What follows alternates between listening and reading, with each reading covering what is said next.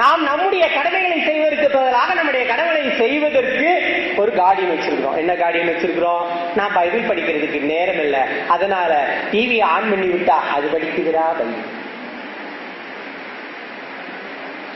நான் ஆண்டவரோட உட்கார்ந்து நான் பாட்டு பாடி அவரை துதிப்பதற்கு எனக்கு நேரம் இல்லை, அதை ஆன் பண்ணி விட்டா அது பாடுது, அது துதிக்குது. எங்க வீட்டுல எப்ப பார்த்தாலும் ஆண்டவருடைய துதியும் ஆண்டவருடைய வசனம் தான் நல்லது. தனிப்பட்ட உறவுகளை வேணும்ல,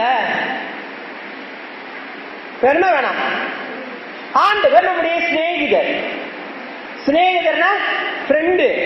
ஃப்ரெண்டு உட்காந்து பேசலன்னு வச்சுக்கோங்க, அது ஃப்ரெண்டா?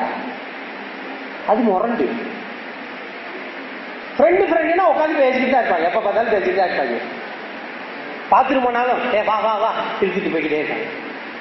வீட்டுக்கு போகும்போது வேற வழியிலே சொல்லிட்டு பிரிஞ்சு போவாங்க. அப்பயும் வாசல்ல வந்துட்டு தாய் தாய் அப்படின்னு அழுதுகிட்டே சொல்லிட்டு போவாங்க.